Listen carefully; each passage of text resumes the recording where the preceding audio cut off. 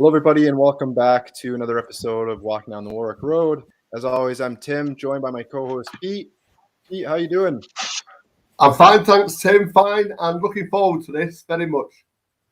As am I, and it's good to be back into the new year. 2022 is upon us, and with 2022, we've brought some changes to the podcast, which we'll touch on really quickly before we dive into to our topic today, the 1977 FA Cup run. I think a lot of people will be enjoying this one. But as you can see, joining us are Roger Gardner and Roy Kavanagh, two who will be resident guests on the podcast. P and I had talked and decided that it was time to freshen up the squad and bring in some new talent that people were probably, sick and tired of watching us trot up and down the pitch ourselves. So we've brought in two new starlets in Roy and Roger, who will be resident guests on the program. And we're very, very excited and very grateful that they've decided to join us. So welcome, fellas. How are you doing? Yeah, good. Great to be back on the show. Yeah. Fantastic. Pete, and we've touched on it off the top. We're here. We've been tweeting about it for the last week or so, but we're here to dive into another part of the 70s, the 1977 FA Cup run. You'll know from previous shows that we've done a two-part series on the dock. So sort of touching on the dock a little bit, but more so focusing on that amazing Cup run in 77. Pete, I'll come to you first on this one. Just give us a sense of, coming into the 76-77 season. Obviously, before that with the dock, we had relegation. We had a season in Division 2, came back up. The season prior to the one that we're going to talk about today, we finished third. And it really looked like the dock was starting to build something, didn't it? But take us through and set us up coming into this season. Well, you're right. Although we'd gone down, which was one of United's darkest days on the football field, we'd come tearing back out of the second division and taken the top flight by storm in 75-76. Although we finished third in the league and runners-up, we could have won the double right up to about the last 3 games in the league and the cup, which would have been incredible, United's first double ever. So Tommy Dock really did turn it round, and he was playing a brand of football that was superb. 4-2-4 for those that like the tactics.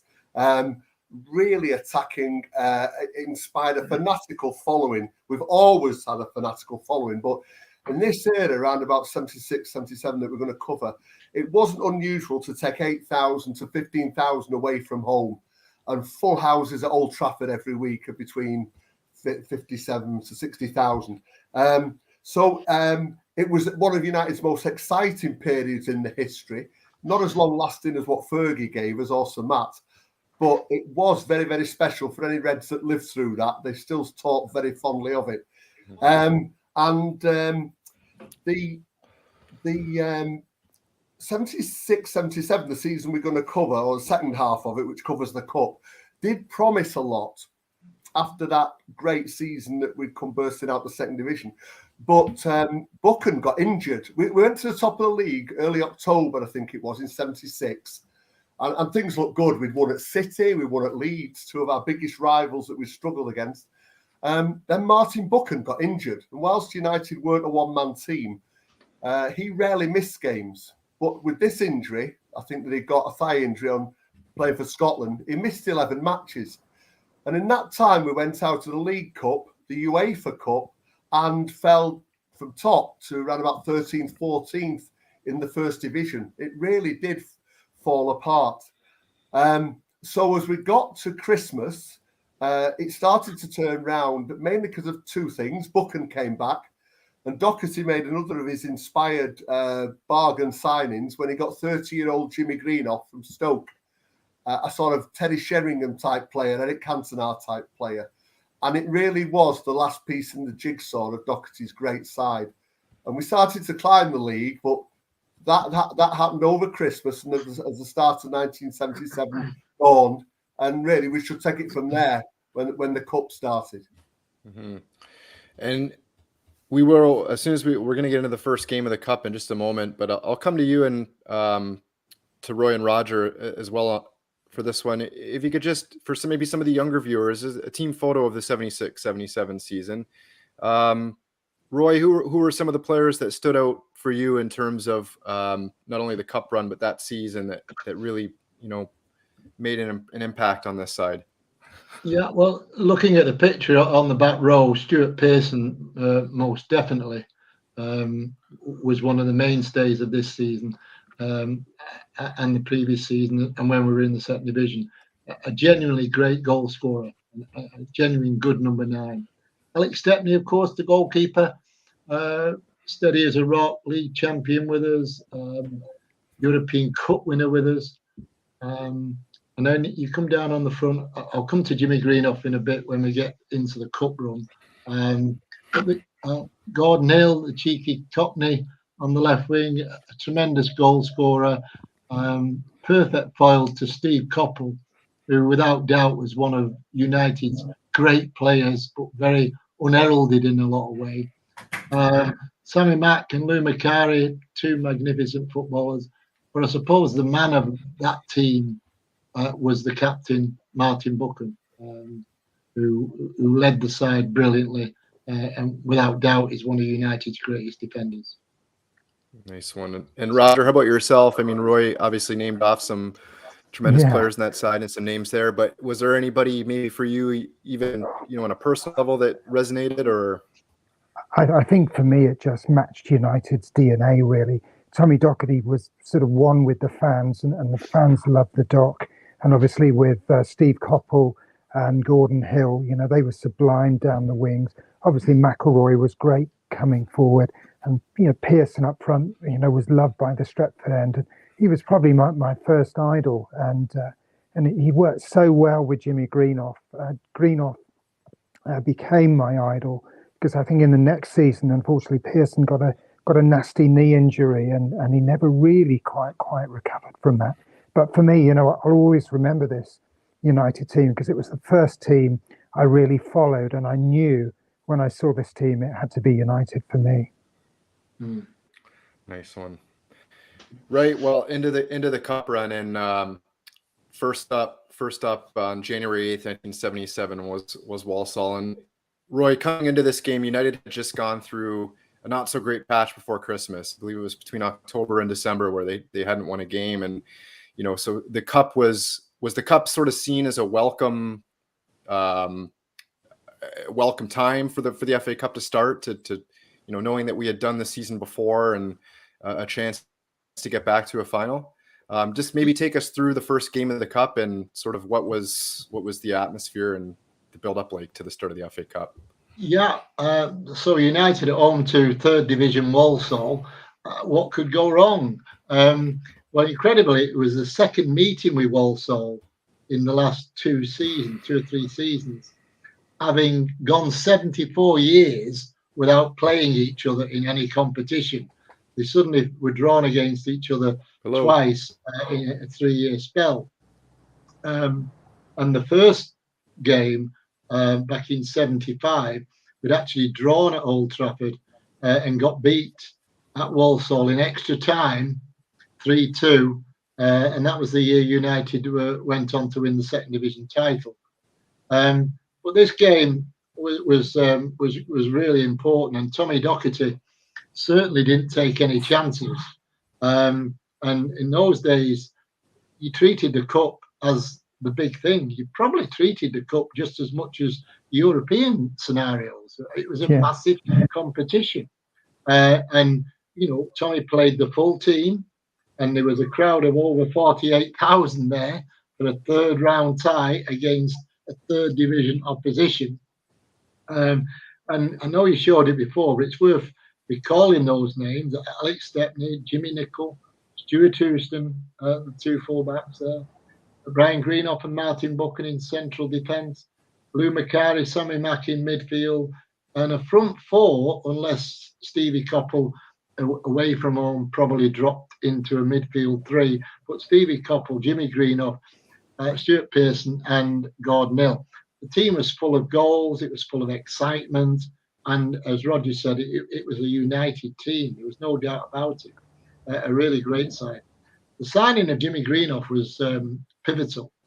to that side, and that came about because Stoke City in December there was a bit of a storm around Stoke weather-wise, and one of the roofs got blown off, one of the stands, and Stoke were not insured at all, and they were touting certainly Shilton and Jimmy Greenoff around, and Tommy Dock paid I think 120 grand, something like that, which it only just played that last 6 months of the 77 season would have been worth money, but he did more than that, of course, over the time.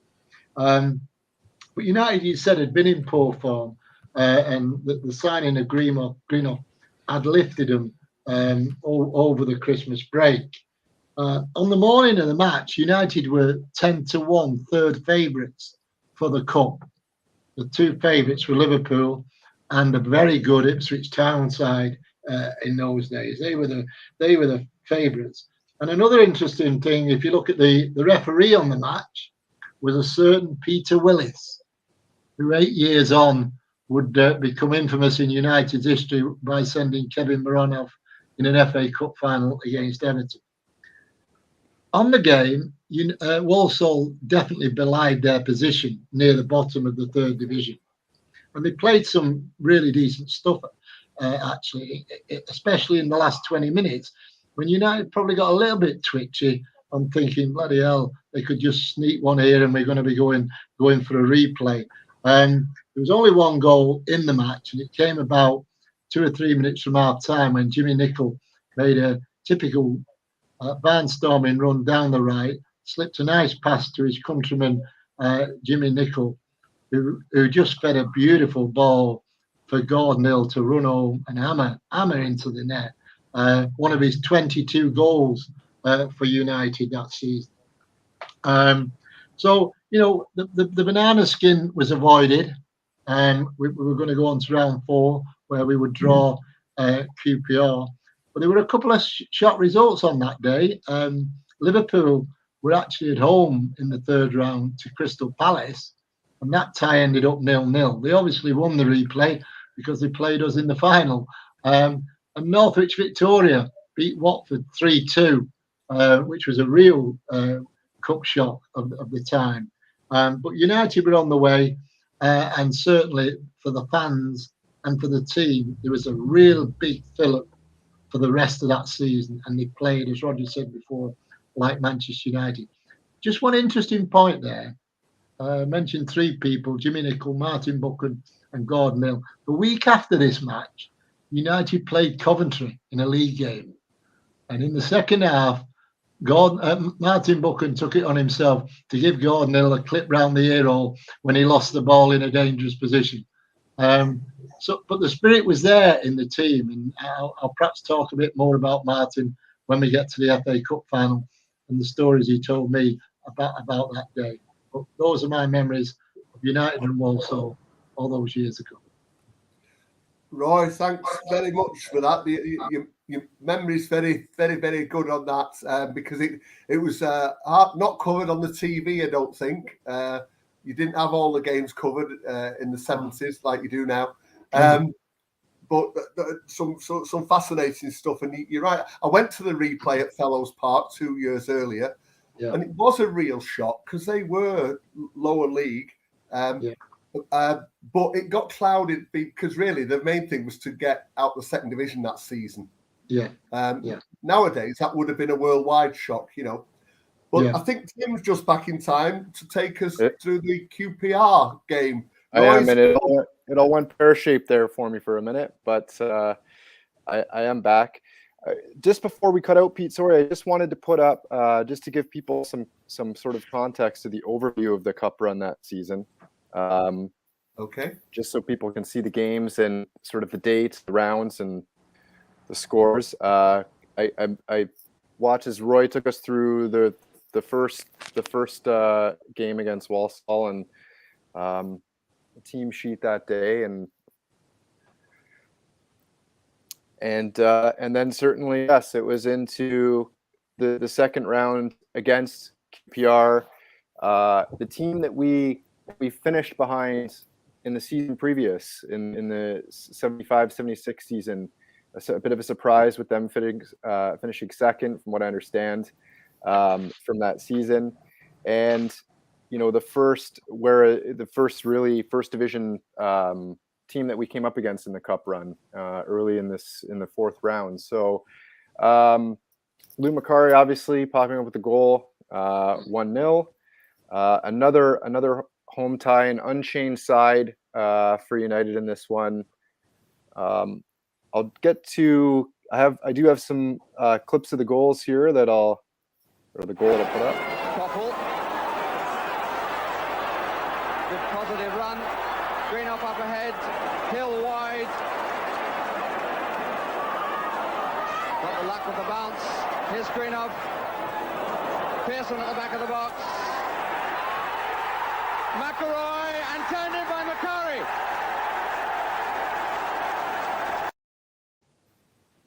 So there it was, Lou Macari popping up with the goal. What other memories do you have to share about this game, gents? Well, there's a big memory about this game, because I'm not 100% certain whether they actually tossed for choice of ends, but you saw one of the QPR players stumble, in fact slip. The ground had two sides to it, in that where the United Road was, it was bathed in sunshine and would take a decent stud. But the main stand was very, very icy indeed, and it was a really tricky pitch. Certainly a pitch of two halves. So Rangers in defence were a decent ball playing side themselves at that time. The side that you put up there, Tim, didn't differ much, of course, from the one 3 weeks earlier. It was a feature of Tommy Dock's, of football perhaps in that era, but particularly in Tommy Dock's run from about 75 to 77. The team, more or less, I wouldn't say, yes, it did pick itself. It was the same team. I think I'm right in saying we went from November 75 to March 76, 13 games, and it was exactly the same side. Exactly the same side for 13 games. Can you imagine that nowadays? So interesting in this cup run, Pete, when I was looking at the team sheets, and I believe I'm correct on this, that the only change that was made was in the final when Arthur Albiston came in for Stuart Houston after he broke his ankle 3 weeks prior to the final. Right. Yeah. It was very much a consistent side, with McCreary offered a substitute at that time. QPR were 6th in the league, I think, when we played them. As you say, they pushed us and Liverpool for the title year before. That was end of January 77. Their manager was Dave Sexton.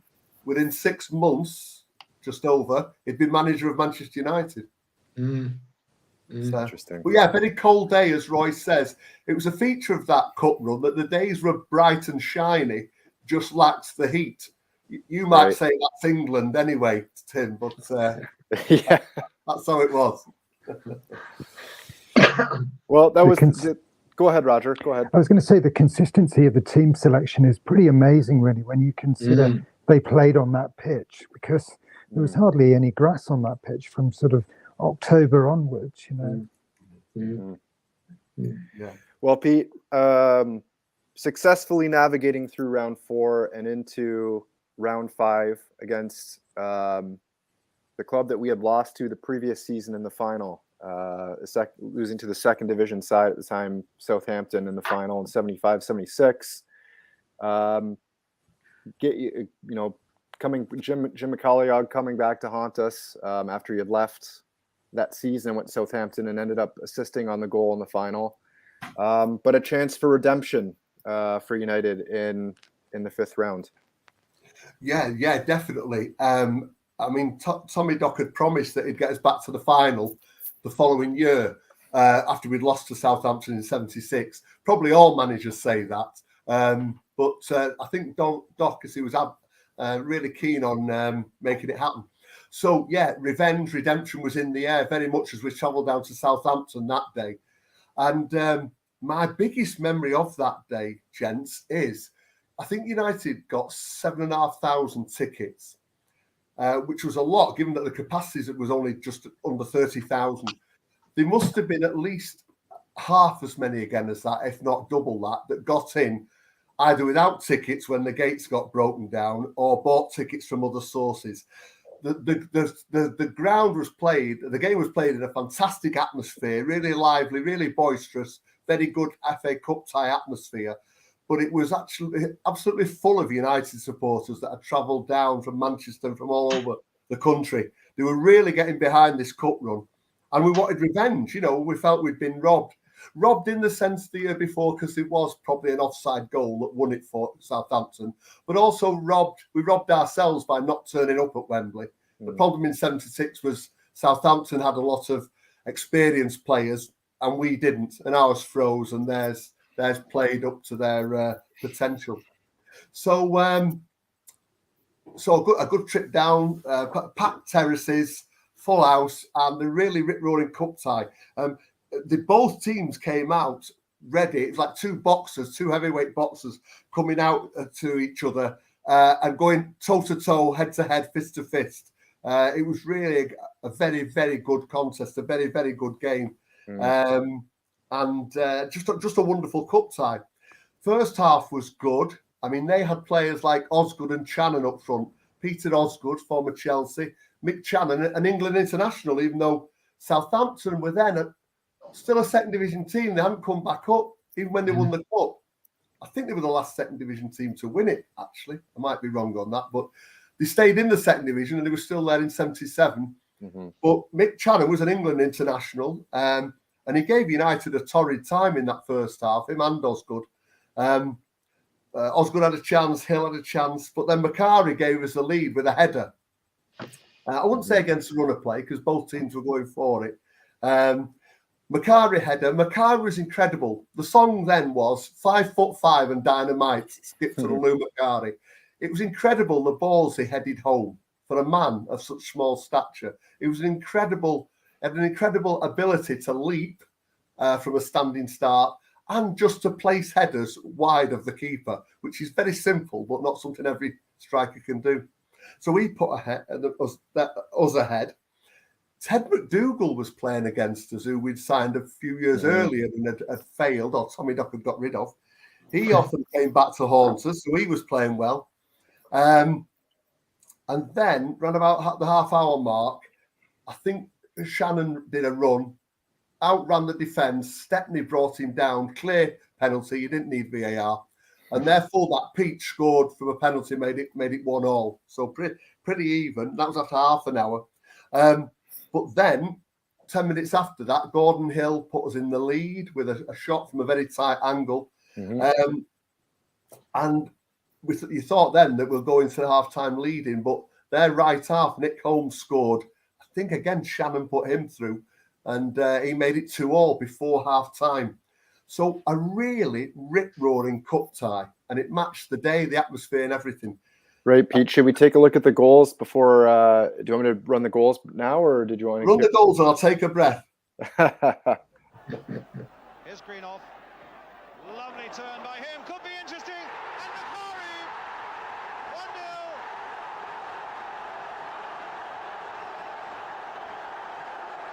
Well, the fans are on. With a long cross from the left. Found the smallest man in the Manchester United side, Lou Macari. Up he went. Beyond Peter Wells. 1-0. Ball getting that one away. Shannon's onside. Now, can Shannon get the equaliser here? All the way round. Penalty. Penalty. Now, my goodness, he's got to make it 1-1 now, and he has. Wide. Crossed in along the goal, and it's there. Well, Hill whacked that one in when Southampton least expected it. In fact, it looked as though Southampton had got that away. And Hill came roaring in, hit it across the face of that goal, beyond Peter Wells, to put Southampton behind again. Southampton won. Oh, but here's Shannon again. And they've got men up this time. right through. And he's equalised.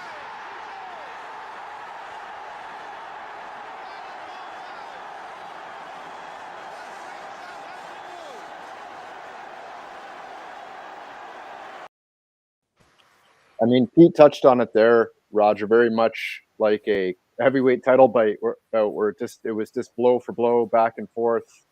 I suppose very much resemblant of the Doc era and the way that United wanted to play at that time was just exciting, attacking, end-to-end football, but just a tremendous cup tie for sure. Yeah, Laurie McMenemy actually built a couple of really good sides at Southampton and actually got really close to landing the United job in 1981. And I think his 1984 Southampton team had loads of star players, like Kevin Keegan and people that were coming to the end of their careers that were actually really good players. So, I think that McMenemy had a really good knack of putting a good side together. And, they pushed United on more than one occasion, as we've seen there. Mm-hmm. Alan Ball was another one that played then. Yeah, absolutely. Absolutely. So, Pete, that set us up for an FA Cup replay back to Old Trafford, back to Manchester. No moving pictures for this one, so we'll rely on your eloquent words to move the pictures for us. But what happened in the return leg? So 10 days later, they faced each other again. It was still a good game. United won 2-1, but it was a game where it couldn't match the first game, and it got a little bit more spicy. Southampton had a lot of flair, but they added a bit of steel to this. It was a tougher game, more physical, should we say, at Old Trafford.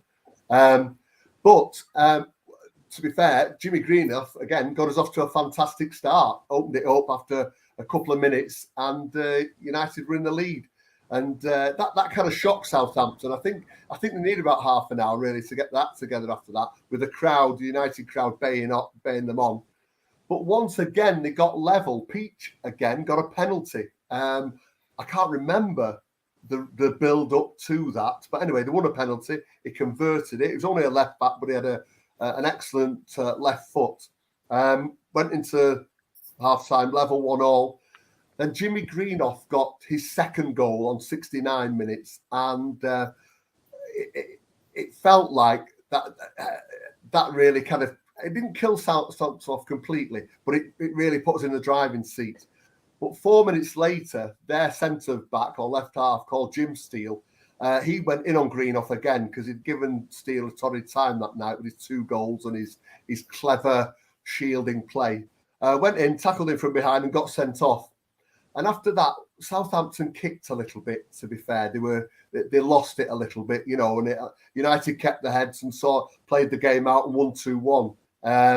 So we got through. I won't say in a blaze of glory, but all that matters was getting through. We were through to the 6th round then, and we'd knocked out our nemesis from the year before, so that mattered a lot.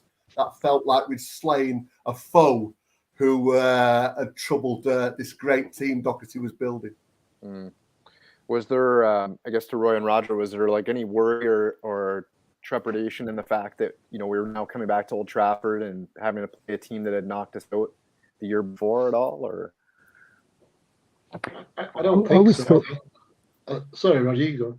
I was going to say, I always thought cup replays were a little bit edgy, actually, but Old Trafford, it's got a wonderful night atmosphere, and I always felt going into that game, given the hangover we'd got from the FA Cup final the season before, I was always confident we were going to win that game. Yeah, I agree. I felt really confident, to be honest. But Southampton, as you both said, all 3 of you have said, had a really experienced side, and they were never really going to wilt if they went behind, etc. And it does make it a little bit edgy, but no, I was reasonably confident. When the guy got sent off, well, no excuse. Yep. Right, and Tim, on the that one, no, it's okay. No, move on. It's fine. It's Yeah, Cut. we've covered it. Cut. Move on. Right. Into round 6 and a tricky quarterfinal tie against Villa. And here to set this one up for us is Roger. Yeah. Thank you very much. Well, I actually come, believe it or not, from a family of Villa supporters, and they tried everything that they could to get me to support Villa. But Tommy Docherty had got me sworn to Manchester United allegiance, and I never wavered. But I think for me, this game was special because both Ron Saunders and Tommy Docherty were given the task of revitalising United and Villa. And of course, we came across them in the 74-75 season, and we pipped them, of course, for the championship in Division 2.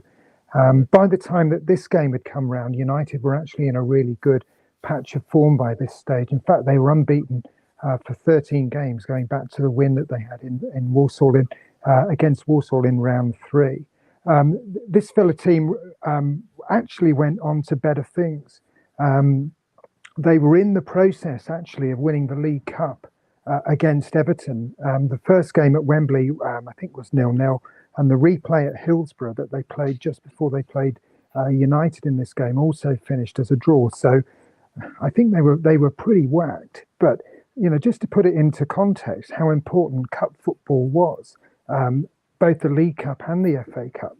The Villa Cup final games actually attracted 210,000 people, very nearly, across 3 games to watch a League Cup final. So this Villa team really were going to take some beating. They had, and as most watchers to this podcast will have heard of Andy Gray. Andy Gray was their leading goal scorer in this era. He actually got 25 goals in this season, but thankfully for United, when this game was played, he was injured, so we didn't see him at Old Trafford. And United had actually played Villa, I think, in October, November time. Is that right, Pete?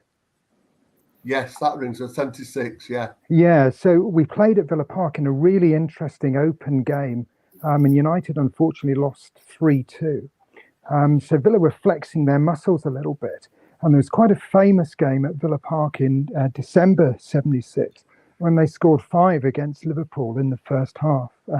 And Liverpool actually got 1 in reply. So, to beat Liverpool, this team that were going for the treble, we'll allude to that later, Villa had actually turned them over by 5 goals to 1. So this game, that we're going to see some action from at Old Trafford, it had, 57,000 people there to see some of the best players on show in the first division at the time.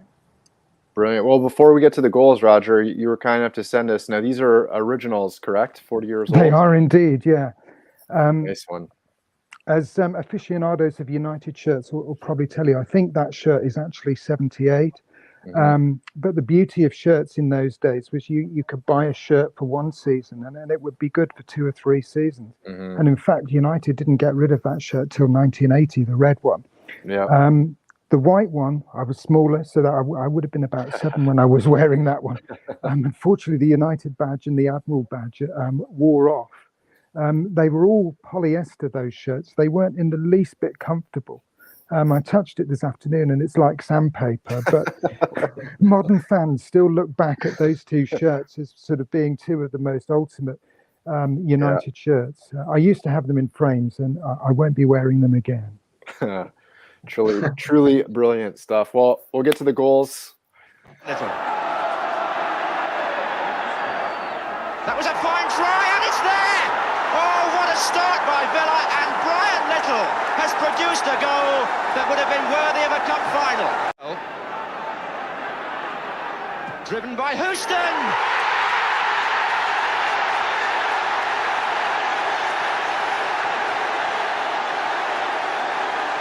Delight now for the United manager. Stuart Houston, the scorer from the free kick. Yes. Familiar pose as he shields the ball from the defender. In by Koppel, it's going to come to Hill. And it went off Leighton Phillips.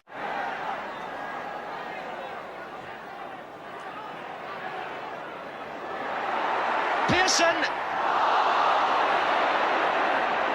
Oh, brilliant back heel, Pearson. And it's a corner again off Dean, but the back heel by Jimmy Greenoff. Come alive. Houston. Here's Nickel. The players must sense it because the crowd certainly do. This could be United's moment. Pearson. Macari!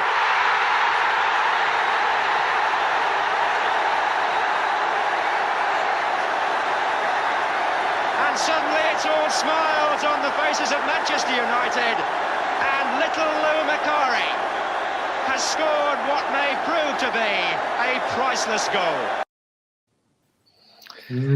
A little Lou Macari popping our winner, but it seemed like after United went behind 1-0, from that point on, Roger, it seemed like it was just one-way traffic. The goal was always going to come. I think United definitely picked up as the game went on. I think, to be fair, that the first half was pretty even. I mean, I think it's worth saying as well at this stage, United and Villa that season were actually top scorers in the first division. They actually scored more goals than Liverpool, more goals than Ipswich, and I think Manchester City finished second as well that season. So, I think for United and Villa, they were attacking teams. And Tommy Docherty, I think, famously said, they say we can't defend, we don't defend, we attack. That's what he said. And you saw that there, towards the end of the game there, as United are going towards the Stretford end. I think, you ought to give the Stretford end an assist on that Lou Macari goal. Yeah, indeed. Yeah, it seemed like they were just sucking the ball into the net, didn't it, from the Stretford end? We should remember. I mean, Macari. Pete alluded to his heading ability for a small guy, but Macari was a natural finisher when he was at Celtic. He was virtually centre forward, even though he was only 5'2", 3", and he had a great knack of knowing where the ball was in that 6-yard box. You always seem to crop up at the right time as well. We talked about the '83 quarterfinal, I think, as well in a previous cast. He popped up and helped big Frank Stapleton out of nowhere, so he was always in the right place. Lou Macari, fantastic player. And what Tommy Dock had done, because Macari, as Roy said, had been brought from Celtic 5 years earlier for a record fee, £200,000 then, as a striker.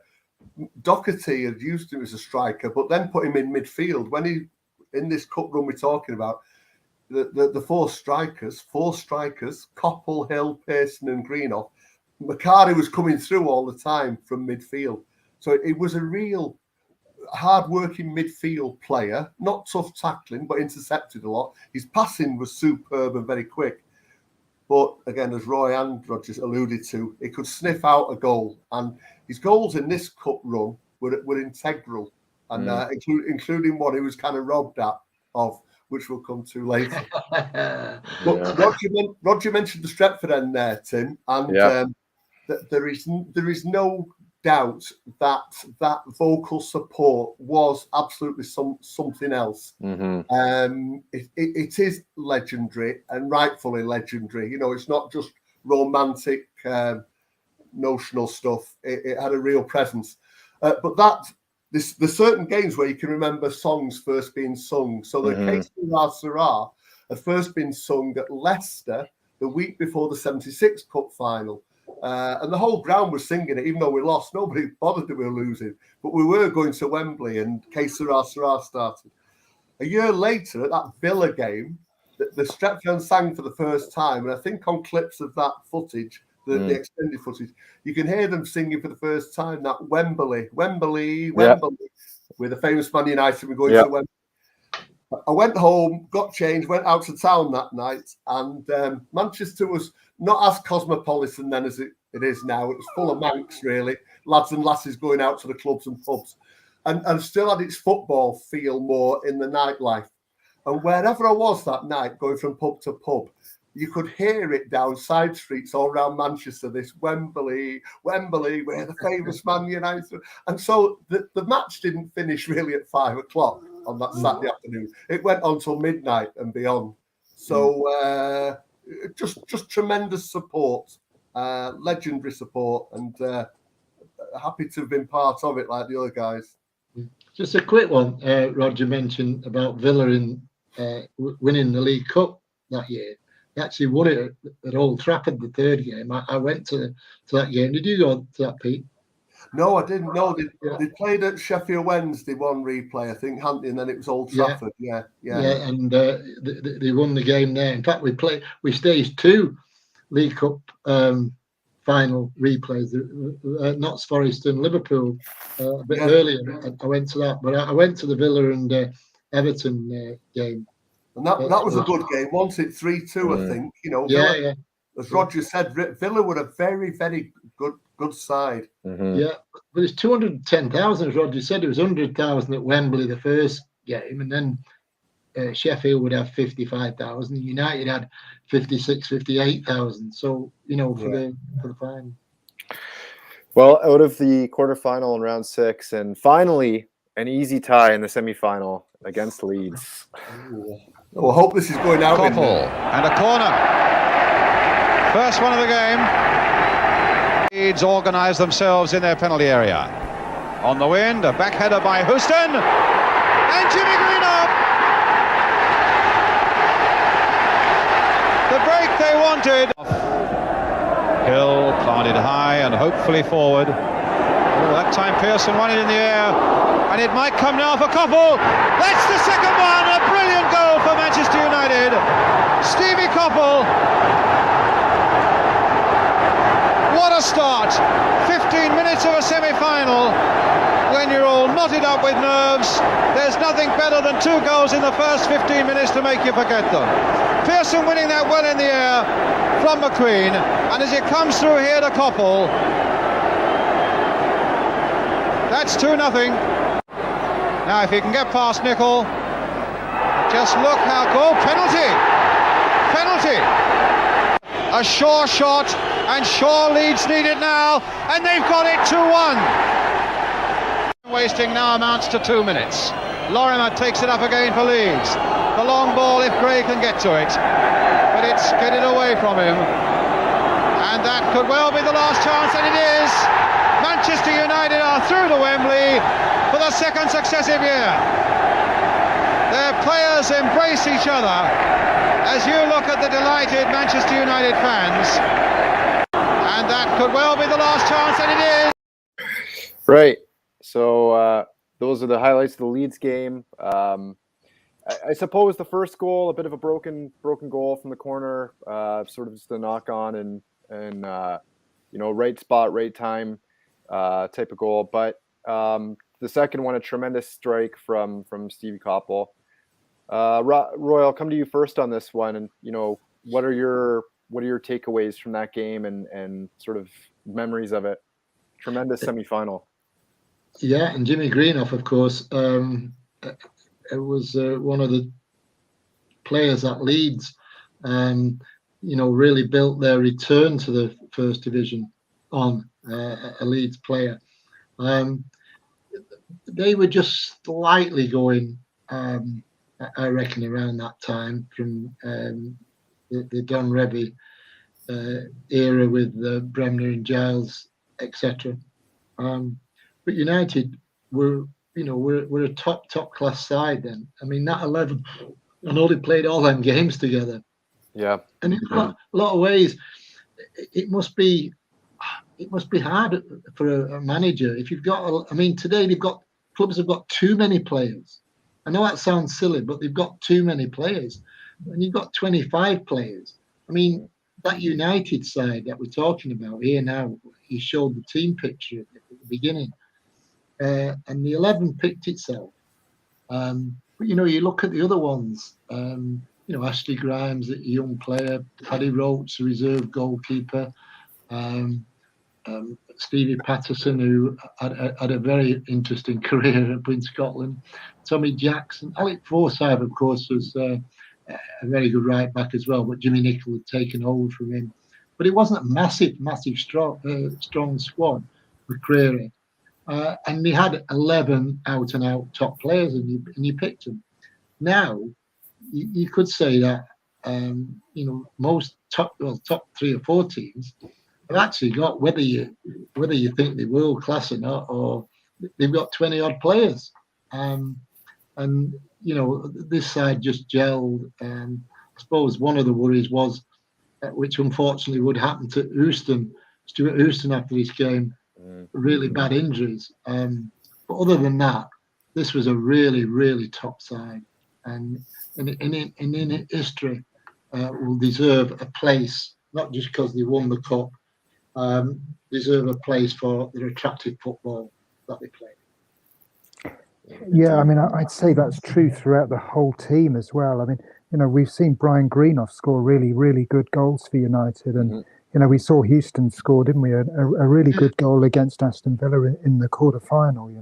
So it wasn't all about Stuart Pearson and Koppel and Hill. They're the people I had on my bedroom wall. Mm-hmm. That's a really good point. Pearson didn't score until the final, did he? So all through the cup run, Pearson, you weren't relying on the goals from Pearson, certainly. How about yourself, Pete? For that, in that semi, just to put a perspective on the clips, because I mean those goals are really good, and again you can sense the atmosphere. Greenoff's first goal was after 7 minutes, Koppel after 14, so we were 2-0 up in the first quarter of an hour. Leeds didn't get that Leeds goal by Clark. The penalty was consolation. I think it was about the 84th, 85th minute. So United were in control of the game a lot in attack and defence. And we overcame that day, I think, two of our nemesis. I don't know what the plural of nemesis is. But we overcame one nemesis in the Hillsborough pitch, the Hillsborough ground. In the 60s, had been a real bogey for United, bogey ground. Lost quite a few semi-finals there. In the 70s, it became... great for us. We won the 76 semi there against Derby, and we won that one against Leeds. The other nemesis we were getting put into the sword that day was, as Roy alluded to, Leeds. Leeds United had come up in 65 and started giving people a bloody nose.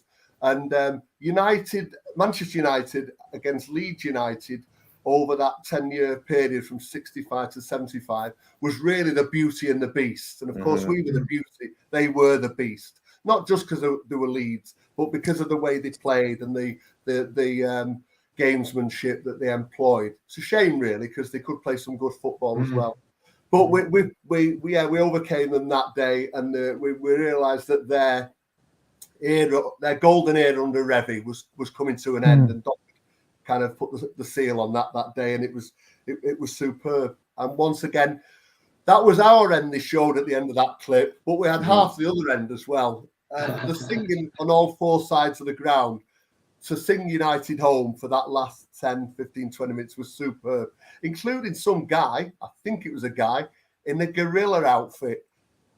But I don't know why, and it could have been the 76 semi, I'm not sure. But he got in all the papers, he wore a full gorilla outfit.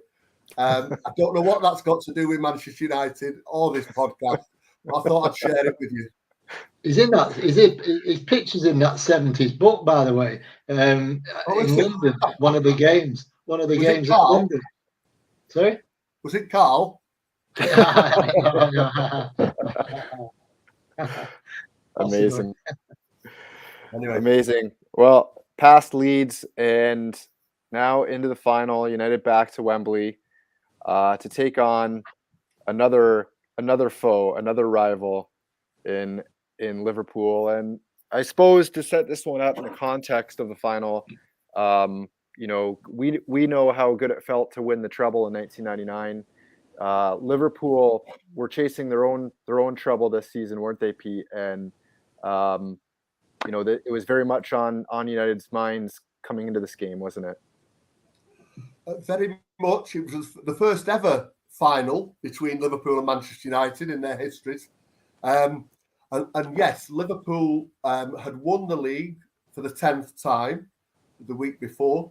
That was their third title in 5 years. So we were getting tired of that. We just didn't like that at all. And it got worse, but we won't go into that.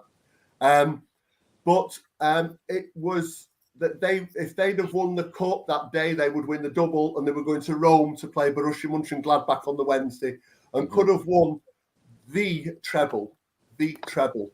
But ironically, United stopped them that day and are still the only team to have ever won the English treble, which is the league and the cup and the European Cup. So we didn't know then that we were going to stop them. At that point as well, Manchester United were the only English team to have won the European Cup. No other English team won the European Cup. So Liverpool were going to Rome that following Wednesday to try and become the second team to do it, which they did. But it was a real showpiece, and probably we were slightly the underdogs, I'd say. I'll leave it there for now. In fact, the odds on the day, showing my bookmaking skills, Liverpool were 5-4 favourites. United were 9-4 on the day. And I actually believe it was one of the finest. Doesn't get enough mentions in this. It was one of the FA Cup finals, not just because United won it and stopped them the treble. It was a really, really good cup final. Yeah, a top game, exciting, and good play by both sides. Really. Indeed, and coming into the final, we talked about the injury to Stuart Houston 3 weeks before the cup final. How much of a loss in your mind, Roger, was that going to be? I mean, we talked about the continuity of the team, and now Arthur Albiston having to come in, an 18-year-old. How much of a loss was that going to be for United coming into the cup final? Well, Houston was a very tactically aware player. In fact, he went on to partner George Graham at Arsenal as his assistant coach. So, he was a clever player, and I think United needed experience in that back four because, as we alluded to at the start of this podcast, without Martin Buchan, we weren't always the best. And Tommy Docherty was all about attack. So, I can remember thinking, without Houston, this wasn't going to be good. But actually, when Arthur Albiston came in, he hardly put a foot wrong. And, you were either going to sink or swim on your debut in the FA Cup final. And he did so well and became a United legend for over 10 years and got a testimonial, Arthur Albiston. So he actually turned out to be a more than worthy understudy to Stuart Houston. I met Martin Buchan about a month ago. Had a really, really good chat with him. And he extolled Stuart Houston's virtues greatly. Not just because he was a fellow Scot, but like Roger said, he said he was tactically, he was very sound. He could read the game well. He actually thought Houston was an even better centre half. But he said, no, as a teammate, Houston's, I'm not sure who might be listening to this, who got invited to listen to this podcast, but he said that Houston would be somebody he would go in the trenches with, whereas someone else who played in the game, he wouldn't be going in the trenches with. I'll leave it at that and tell you after.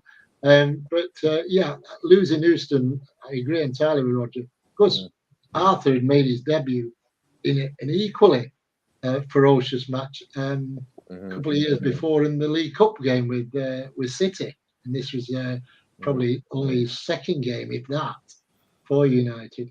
But Martin also said to me, we talk about losing Houston, but he still to this day doesn't know how he actually played the game, because we played at West Ham on the Monday prior to this last game of the season, and Martin said that he took such a knock that he actually told the doc on the Tuesday morning before they were moving to their hotel, I think it was Selsdon Park.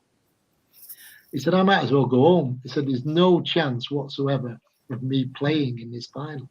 I'm just not going to get any treatment whatsoever to make a good play.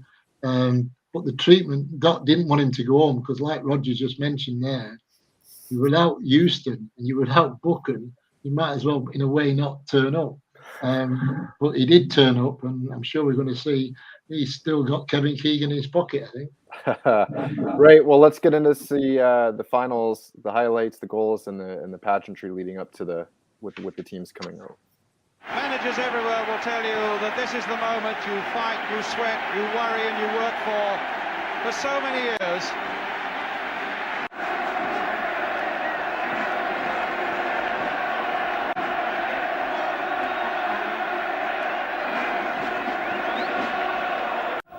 Keegan with a header off McElroy. Oh, and Pearson put through by Greenoff. Jones is after it. Pearson shot, goal!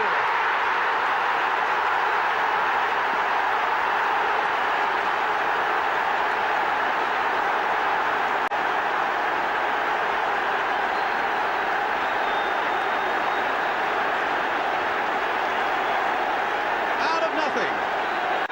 McElroy's header. Just a ball that was allowed to bounce and wasn't dealt with positively. Greenoff's header.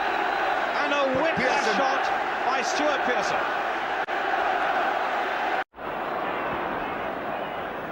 Too high for Keegan, but Case is there. The shot by Case to goal! 1-1. What an answer! Stepney prostrate. Liverpool celebrate.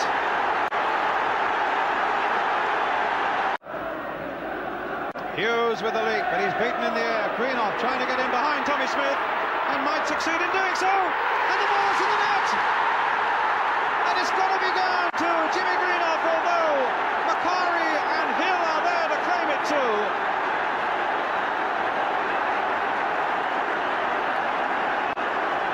Well, that's an incredible turnabout, and it'll take the slow motion to sort that one out, Jack. Greenoff right in there, fighting and tussling, and in the end winning. And there's the shot. Kennedy again, unless they can do something with this cross. Keegan lifting himself, and it's over. Stepney falls to the ground in his goal mouth. Alveston was in the goal. Hugging of the brothers. And the golden dream of a treble for Liverpool has been shattered. And the team that came here and had humble pie last year have come back this time to celebrate. And United on to Cup glory and some celebrations. They came here in control of themselves. And while they may not have had the best of the first half, their confidence really went sky high early in that second half. Just seen a banner there that says ITV's best banner.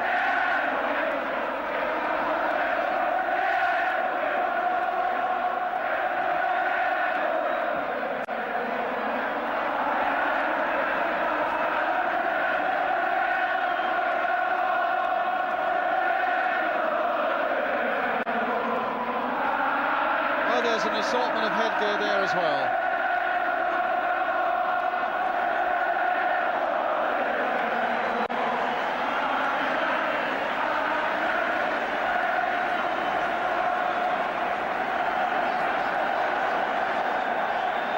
Well, it's a scene basically that never changes year by year, and yet it's always got that marvellous special touch of magic to it. Tremendous scenes. I didn't see your mate in the gorilla suit there, Pete, but just a bouncing United end, of course, after winning that one. Were you all there on that day? I know. Yeah. I wasn't, I'm afraid. Yeah, just tremendous stuff, and you could just hear, like you touched on it all through the cup run. The amount of the support is terrific. The scenes in the stands were just fantastic, and what a terrific day for United supporters. Wasn't it? I mean, just amazing. It's a better trip home than the one before, the year before. Yes, indeed. Yeah. A bit of redemption from the year before, and Doc finally getting his trophy. And his last match. Yeah, and his last match, indeed. Yeah. It was our first trophy in 9 years, of course, since winning the European Cup. That we don't count the second division, obviously, but yeah, I mean, you mentioned the United end again. All the flags and banners that were in that end, very witty. A lot of them about the Muppets. I'd rather be a Muppet. The Muppets were very big then in England. I'd rather be a Muppet than a Scouse was very popular. Plays on highway, all sorts of wittyism, or just extolling the virtue of our players. But there's a still photograph, Tim, of that end that quite a few people use on Twitter. The United Before Fergie site uses it, and it's just worth looking at it. I have seen a still of it, and I can see my flag in there, which was just a red banner with Man United FC on it and a tea towel from the souvenir shop sewn on in my own hand. But it is there somewhere amongst all that. And up to that point in my life, I was 22 when that happened. It was the most joyous day in my life because I'd not seen United win an FA Cup final, and I'd not seen them win a trophy as an adult. And to do that was just something very, very special. Pearson came into his own, of course, with the goal. Up to that point, it had been Greenoff, Macari, and Hill, as we said. But the man of the match, and we've talked about Jimmy Greenoff quite a bit, but what we hadn't alluded to, but Reds will know that are listening in. Jimmy Greenoff joined us in '76. His brother had come through the ranks, Brian Greenoff, and made his debut in '73. And been converted from a midfielder to a central defender when Jim Holton's career ended a couple of years before. Again, he was only about 5'10", I think, Brian Greenoff. But at the centre of the defence with Buchan, he was like a rock. And especially that day, against a team, to be fair, that were champions of England and would become champions of Europe, he stopped so many things with headers and interceptions and tackles.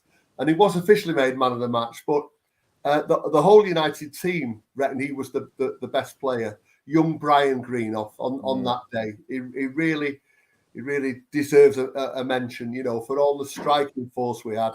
He was exceptional on that day. And one of 4 academy players in the side on the day. 4. Jimmy Nicol, Albiston, Brian Greenoff, Sammy Mack, 4 of them. I mean, that gets forgotten. Because in a lot of ways, in the 70s, in the FA Youth Cup and things like that, we didn't do as well as we had done in the 50s and a little bit in the 60s. But to have 4 academy players and 3 of them in the defence, 2 full-backs and 1 at centre-back, tremendous achievement. Yeah. So I guess the big controversy, or not controversy, talking point during the game and for some time after, and maybe Roger, you want to cover this, is who scored that winner?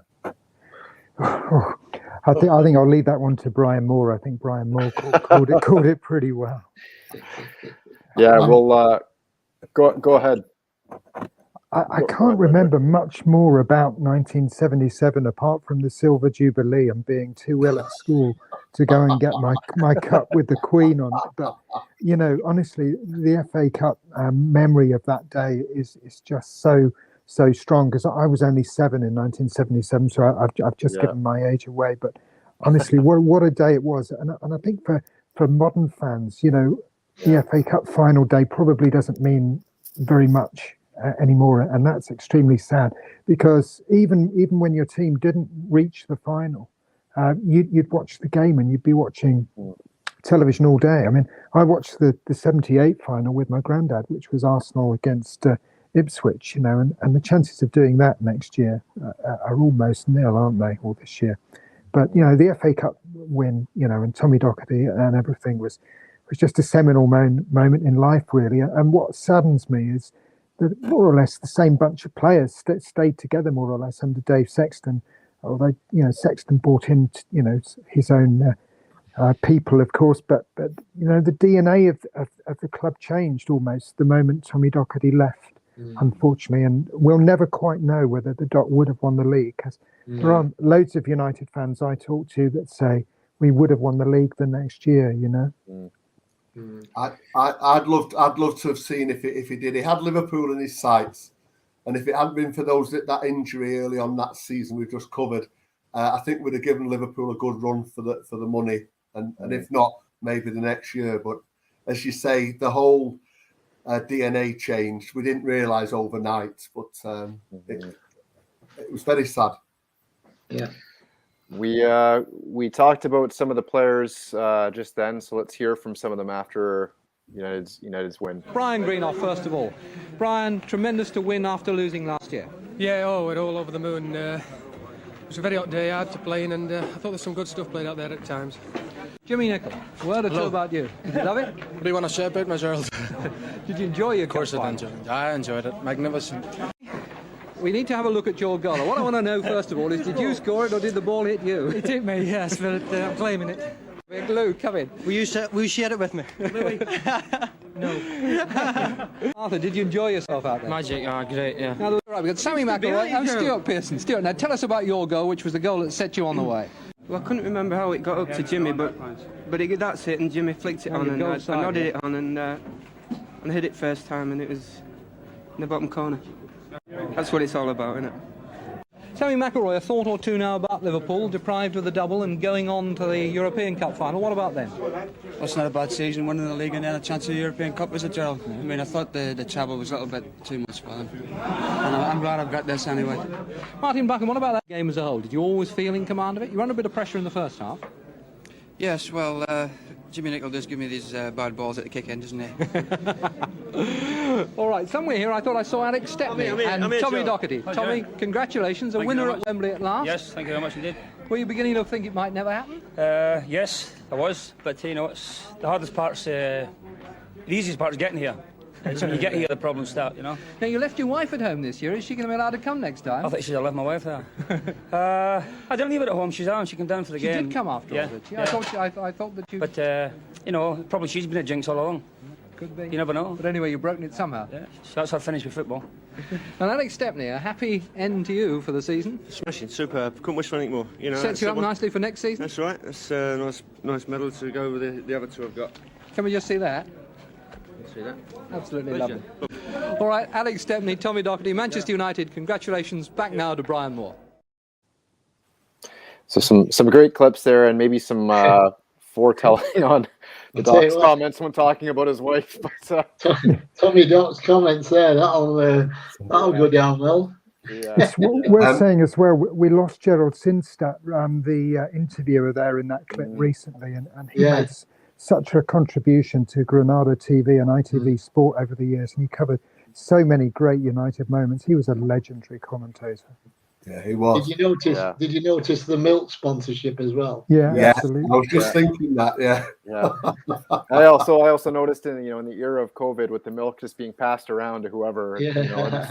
But that whole interview is just terrific. It's on YouTube if people want to watch it. It's at the end. You can watch the whole game, and then it's on at the end of the game. And the interview was absolutely class after the game. I enjoyed watching the whole thing. It's about 5 to 10 minutes long. But anyway, lads, it's been terrific. Final word from each of you, maybe on the cup run and sort of, what the impression that's left on United supporters, maybe that were there to see it, and just final words. Come to you first, Pete.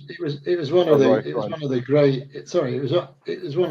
great days in United's history, and I go back to 1955 watching them, and there's a lot of great days, but that deserves its monocle amongst them all, and it was a fitting tribute to a very, very fine side, which we'll never know how far they actually would have gone. Indeed. Yourself, Pete? I would echo everything Royce said there. Yeah, it deserved its place in history for a fine footballing team. Yes. And I didn't know till we'd put this together. I didn't realise till we put this together. And it's not that interesting, but it's a quirk. All those games, all those ties, those 6 ties, were won by 1 goal. Yeah. Yeah. I didn't realise that. Yeah. So on that very uninteresting fact, but important fact, it was a great day out, a great culmination, and just unforgettable. And then the last but not least, but to what would have been a 7-year-old Roger Gardner, the impression that it leaves on a 7-year-old boy watching United win the FA Cup. Okay, I make it very simple. 3 great United sides for me: 77, 84, 85, and one of Fergie's sides, probably 90, 93, 94, or around that time. So just to reiterate what I just said, 1977 team for me is right up there. The DNA was spot on. The manager loved the players, and vice versa. The crowd loved Tommy Doherty. You're not going to get any better than 1977, I don't think. No. Nice one. Great way to finish it off. And we will be back next month with another episode Folks, if you can follow us on Twitter. If you go to our Twitter page, you can watch all the episodes that we've done previously. I want to thank again Roy and Roger for joining us, because you lads are absolutely superb. Yeah, we'll be back, and thanks again. Take care. See you, boys. Catch up soon, Pete. Take care. Cheers, mate. Cheers, mate.